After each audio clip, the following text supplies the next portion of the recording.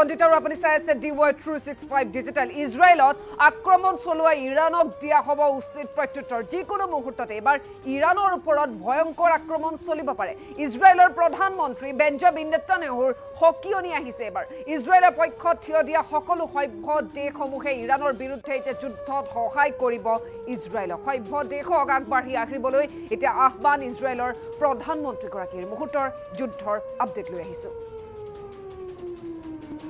ইজৰাইলত আক্ৰমণ চলোৱা ইৰাণক দিয়া হ'ব উচিত প্ৰত্যুত্তৰ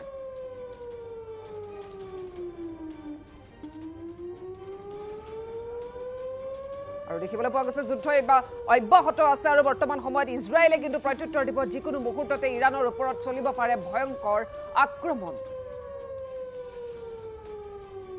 ইজৰাইলৰ প্ৰধানমন্ত্ৰী বেঞ্জামিন নেতান্যাহুৰ এতিয়া হকিয়নি ইজৰাইলৰ পক্ষত থিয় দিয়া সকলো সভ্য দেশক এতিয়া আহ্বান জনাইছে যুদ্ধ হ'ব আৰু ইৰাণৰ সভ্য দেশক আগবাঢ়ি আহিবলৈ আহ্বান ইজৰাইলৰ প্ৰধানমন্ত্ৰীগৰাকীৰ প্ৰয়োজনত ইজৰাইলে অকলে যুঁজিব ইৰাণৰ হত্যা হিংসা আৰু বৰ্বৰতাৰ বিৰুদ্ধে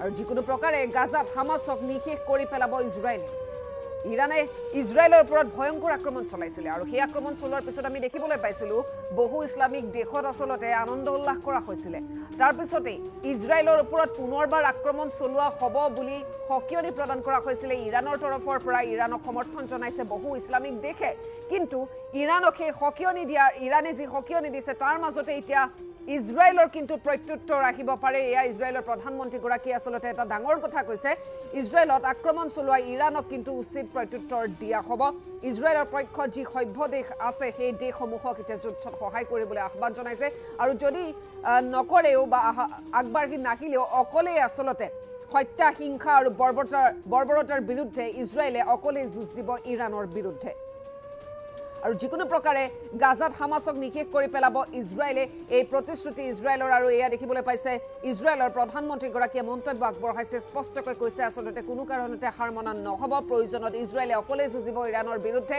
ইৰাণক এবাৰ উচিত প্ৰত্যুত্তৰ দিব কাৰণ ইৰাণে ভয়ংকৰ আক্ৰমণ চলাইছিল ইজৰাইলৰ ওপৰত আৰু সেই আক্ৰমণ চলোৱাৰ পিছতে পুনৰবাৰ হকিয়নিও দিছিলে যে পুনৰ ভয়ংকৰ আক্ৰমণ চলোৱা হ'ব তাৰ মাজতে আমি এয়া দেখিবলৈ পাইছো ইজৰাইলৰ প্ৰধানমন্ত্ৰীগৰাকীৰ স্পষ্ট মন্তব্য ইৰাণক কিন্তু এবাৰ উচিত প্ৰত্যুত্তৰ দিয়া হ'ব গতিকে সভ্য দেশসমূহ যিসমূহ দেশে ইজৰাইলক সমৰ্থন জনাইছে প্ৰত্যেককে সহায় কৰিবলৈ আহ্বান জনাইছে আৰু যদিও সহায় নাপায় অকলে আসলতে যুঁজ দিব হিংসা বৰ্বৰতাৰ বিৰুদ্ধে ইৰাণৰ বিৰুদ্ধে আসলতে অকলে যুঁজ দিব বুলি স্পষ্ট মন্তব্য এবাৰ ইজৰাইলৰ প্ৰধানমন্ত্ৰীগৰাকীৰ যিকোনো প্ৰকাৰে গাজাত হামাছ সন্ত্ৰাসবাদীক নিশেষ কৰিহে শান্ত হ'ব ইজৰাইল আমাৰ ওচৰত মন্তব্য আছে মন্তব্য শুনাই ল'ব বিচাৰিছো I have a message for President Macron. Today, Israel is defending itself on 7 fronts against the enemies of civilization. We're fighting in Gaza against Hamas, those savages who murdered, raped, beheaded, and burned our people on October 7th.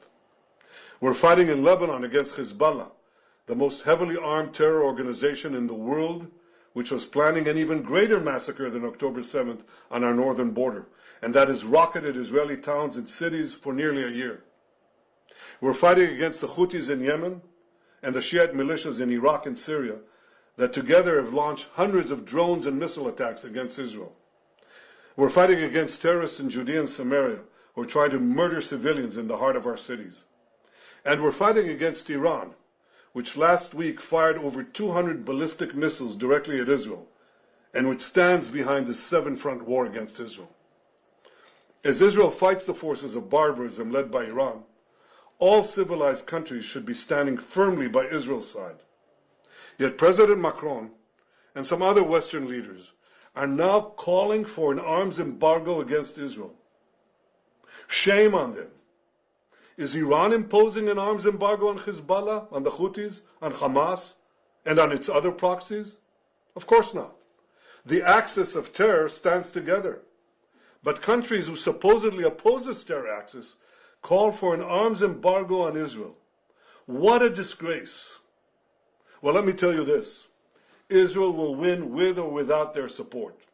But their shame will continue long after the war is won. For in defending ourselves against this barbarism, Israel is defending civilizations against those who seek to impose a dark age of fanaticism on all of us.